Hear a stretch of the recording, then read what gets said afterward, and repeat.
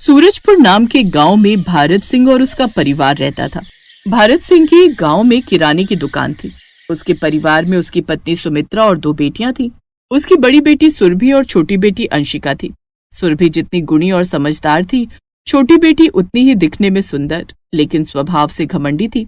दोनों बहनों में जमीन आसमान का फर्क था, जिस कारण आंशिक की अपनी बड़ी बहन से बिल्कुल भी नहीं बनती थी। एक रोज बड़ी बहन सुरभि के लिए पड़ोस के गांव से रिश्ता आता है। बड़े भले लोग हैं सुमित्रा, लड़का भी शरीफ है, कोई बुरी लत नहीं है। वो एक फैक्ट्री में काम करता है। मैं तो कहता हूँ अपनी सुरभि के लिए बढ़िया रहेगा। कुछ दिन बाद सुरभि की शादी राजीव नाम के लड़के से हो जाती है। राजीव का नदी के किनारे एक कच्चा सा घर था। ऐसे ही कुछ समय बीता। अंशिका दिखने में सुंदर थी, इसलिए उसके लिए एक बड़े घर से अभिनव का रिश्ता आता है। अभिनव का एक बड़ा सा आलीशान 2 मंजिला घर उसी नदी के किनारे दूसरे किनारे पर बना हुआ था, जहाँ हर सुख सुविधा की चीज थी। लड़के वाले बड़े अमीर घर से हैं। वो तो अपनी अंशिका दिखने में सुंदर है, इसलिए इसकी किस्मत जाग गई। अभिनव का खुद का लकड़ी का व्यापार था, जिससे उसे अच्छी खासी कमाई होती थी। कुछ दिनों में उनकी शादी हो जाती है और छोटी बहन अब उसे बड़े से आलीशान घर में ब्याह कर आ जाती है। शादी के अगले दिन वो अपनी बालकनी में खड़े होकर कॉफी का मग हाथ में लिए नदी का नजारा देखती है। अरे वाह, क्या व्यू है इस नदी का।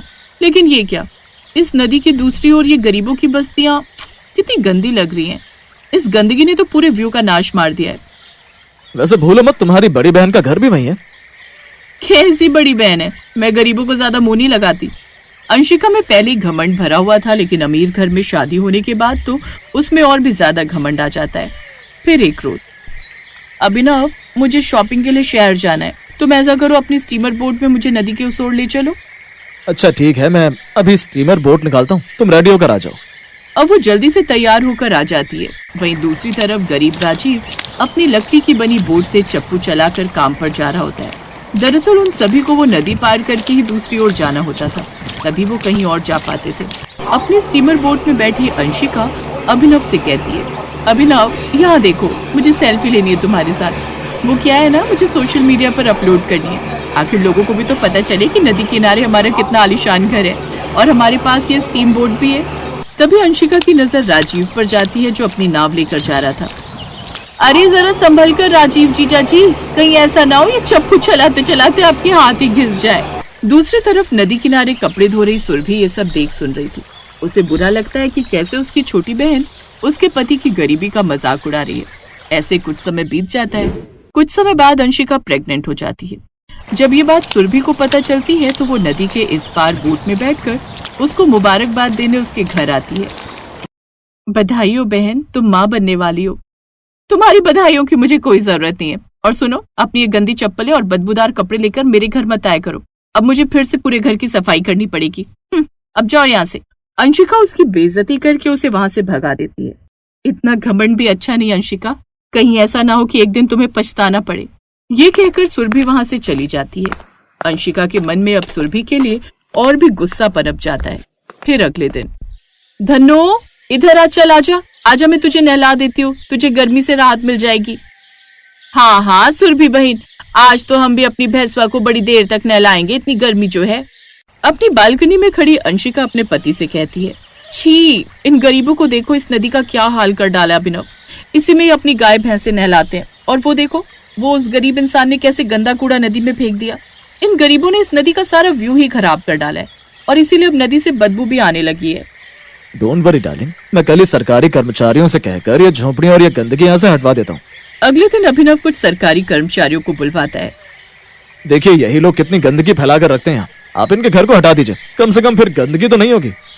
वो सुरभि और कुछ गरीब लोगों के घर तोड़ कर चले जाते हैं। अब हम कहाँ रहेंगे जी?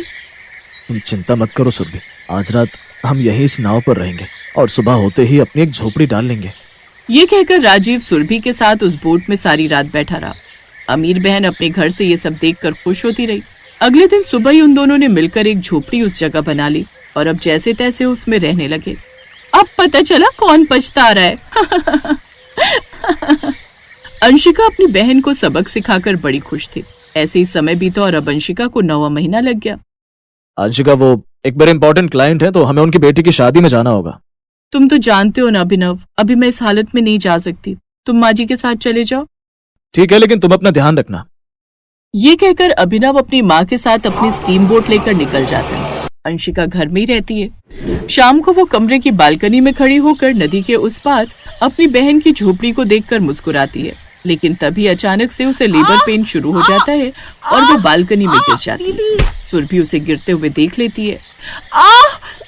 दीदी, सुरभि दीदी, राजीव जी, लगता है उसे लेबर पेन शुरू हो गया है। उसके घर पर भी कोई नहीं है। हमें जल्दी से उसे नाव से अस्पताल लेकर जाना होगा। सुरभि और राजीव जल्दी से बोट लेकर उस ओर जाते हैं और अंशिका को नाव में बिठाकर अस्पताल ले जाते हैं। देखिए, इनका ऑपरेशन करना पड़ेगा और इसके लिए ब्लड की जरूरत पड़ेगी। मैं इसकी बहन हूँ, मैं अपना खून देने के लिए तैयार हूँ। सुरभि उसे अपना खून दे देती है, जिससे अंशिका का ऑपरेशन हो जाता है और दोनों जच्चा बच्चा सही सलामत होते हैं। ये सब देखकर वो सब बड़े खुश होते हैं। 3 दिन बाद अंशिका बच्चे को लेकर घर आ जाती है। अब अंशिका को अपनी गलती का एहसास होता है और वो उनसे माफी मांगती है। साथ ही अब अभिनव और अंशिका उन्हें एक बड़ा पक्का घर बनवाकर तोहफे के रूप में देते हैं, जिसमें सुरभि अपने परिवार के साथ खुशी खुशी रहती है।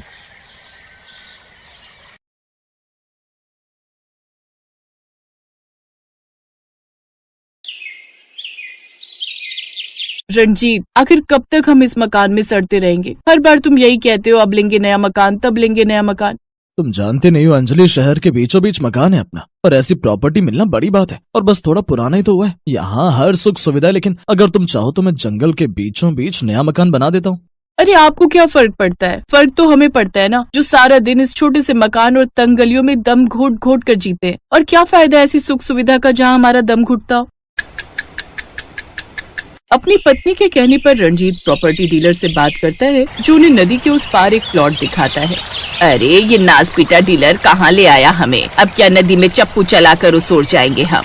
अरे ऐसी लोकेशन ज्यादा समय तक खाली नहीं रहती, होटल वाले जल्दी से लपक लेते हैं। अरे इतनी खुली जगह पर सांस लेने में भी कितना अच्छा लगेगा आपको, रिश्तेदारों में खूब नाम हो जाएगा आपका।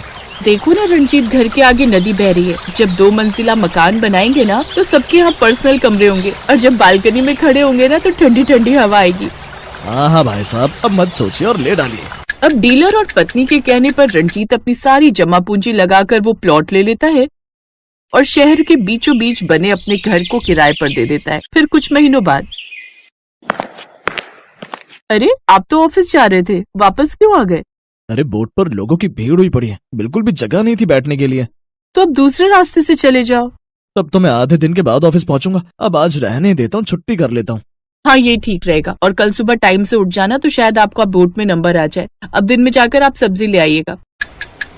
रणजीत कुछ घंटे बाद बोट में बैठकर सब्जी लेने चला जाता है और कुछ देर बाद ढेर सारी सब्जियां लेकर घर लौटता है। अरे इतनी सारी सब्जियां! नदी के पास सब्जी मंडी का व्यापार खोलने का इरादा है क्या आपका? अरे मेरी माँ रोज कुश्ती लड़कर नाव में बैठकर बाजार से सब्जियां लाना मेरे बस की बात नहीं है। 2 हफ्ते की सब्जियां एक साथ ले आया हूँ। अब 15 दिन तक बिल्कुल सब्जी लाने के लिए नहीं कहना। फिर 2 दिन बाद, हाय रे मर गई, आग लगे इस नदी को।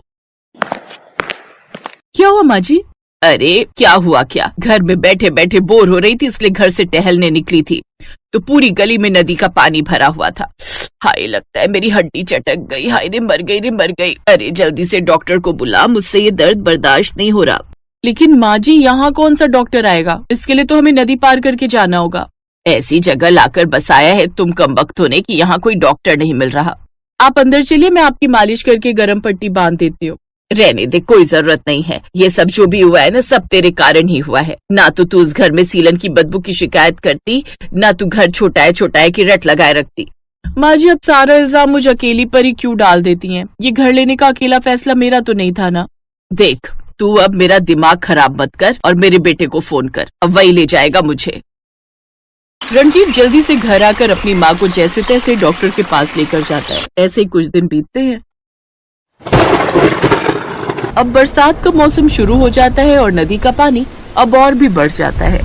अरे बेटा, ये नदी का पानी बाहर आ गया है, सब जगह कीचड़ ही कीचड़ हो गया है।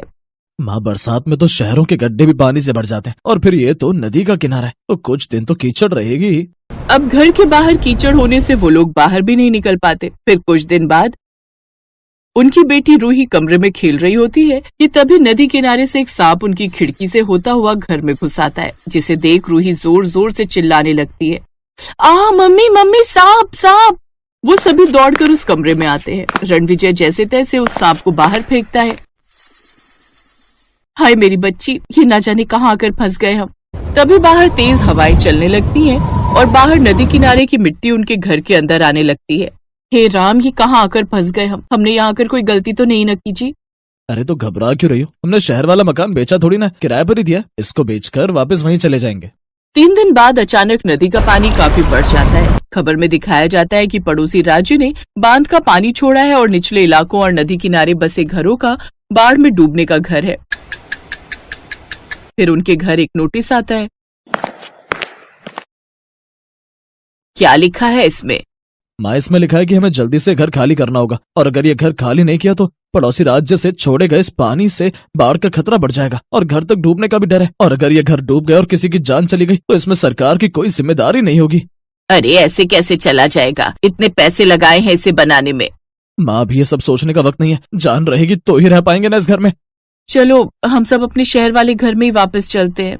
हमारा राज नहीं चल रहा मैडम। पूरे 1 साल का कॉन्ट्रैक्ट हुआ है। अगर साल भर से पहले घर खाली करवाया ना किराएदारों से तो 1 साल का किराया हमें उनको देना पड़ेगा। अब जब तक टाइम पूरा नहीं होता हमें किराए पर ही कहीं और रहना होगा।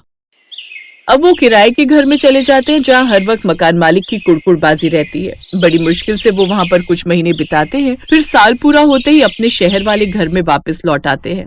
माँ जी, हमें अपना घर किराएदारों से वापस तो मिल गया, लेकिन आपको नहीं लगता कि उन्होंने इसकी कंडीशन पहले से भी ज्यादा खराब कर दी? अब तो कितनी स्मेल और घुटन हो रही है ना यहाँ।